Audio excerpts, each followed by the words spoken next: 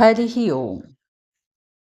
हमने आगे दूसरे श्लोक के प्रथम 2 सोपान में देखा कि साधक के जीवन को ऊर्ध्व दिशा में ले जाने के लिए सत्पुरुषों का संग और भगवान के प्रति दृढ़ भक्ति होनी चाहिए।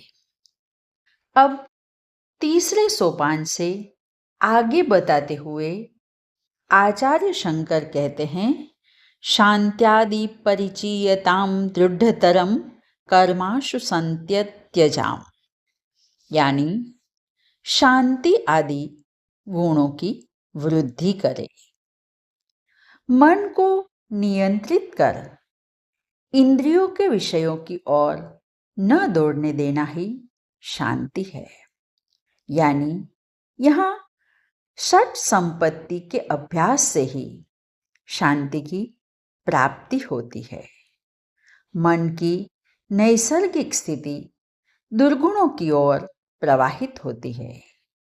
विनम्रता, अहंकार रहितता, यह सब प्राप्त करने में समय लगता है और बहुत प्रयत्न करना पड़ता है। इंद्रियों के द्वारों से रूप, रस आदि हमारे भीतर प्रविष्ट होकर मन में कामनाओं की आंधी उठा देते हैं। इसीलिए षट संपत्ति का अभ्यास कर मन को शांत कर हमारी बुद्धि अधिक प्रकाशवान और सूक्ष्म बनानी चाहिए। फिर आगे चौथे सोपान में कहते हैं, सकाम कर्मों का त्याग।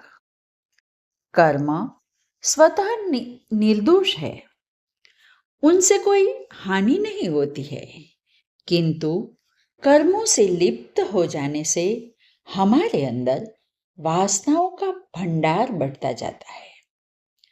वे वासनाएं पुनः कर्म में प्रवृत्त करती है और इसी तरह कामनाएं लगी रहती है।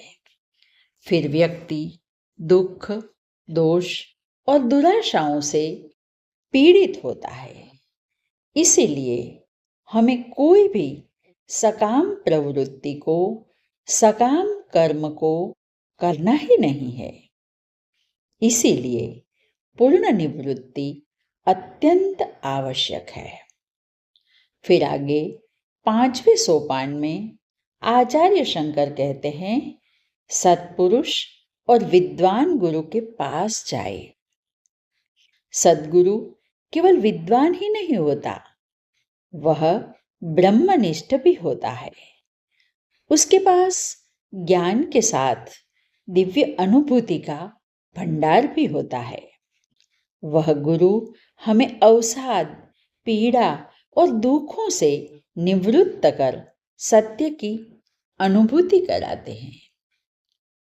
फिर छठे सोपान में आचार्य कहते हैं, प्रतिदिन उसकी पादुकाओं की सेवा करें। गुरु की पादुकाओं की सेवा का मतलब है उनके द्वारा निर्दिष्ट जीवन विधान को अपनाना। गुरु द्वारा दी जाने वाली शिक्षा को हमें अपने जीवन में चरितार्थ करना है। गुरु की शारीरिक सेवा करने का अवसर प्राप्त होता है तो वह शिष्य का सद्भाग्य है, लेकिन उसके साथ गुरु के अनुसार अपना जीवन बनाना है। गुरु और परमात्मा के दिव्य प्रकाश में रहते हुए जीवन जीने का अभ्यास करना है।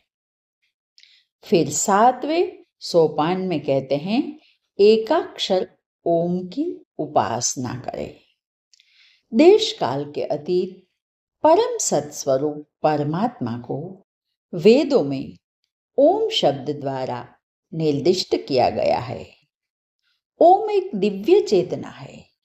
ओम का जप करने से और अर्थ समझने से मन की चंचलता नष्ट हो जाती है। उनका अर्थ समझकर निरंतर जप करने से मन एकाग्र होकर के गहन ध्यान और चिंतन का सामर्थ्य प्राप्त कर लेता है। अतः शंकराचार्य जी कहते हैं कि ओम की उपासना करने से साधकों का उत्कर्ष होगा। और 8वें सोपान में कहते हैं वेदांत वाक्यों का श्रवण करो। श्रुति शिरः का मतलब है उपनिषद और समाकर्णिताम का अर्थ है अच्छे से श्रवण करना। उपनिषद जीवन का विज्ञान है।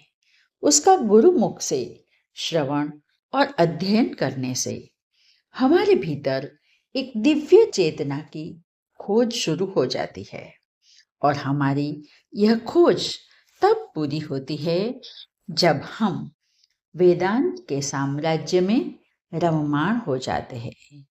उपनिषद के महावाक्य हमें ध्यान की गहराइयों में ले जाते हैं और अनंत परमात्मा की गोद में बैठा देते हैं। आज बस इतना ही। हरि ओम।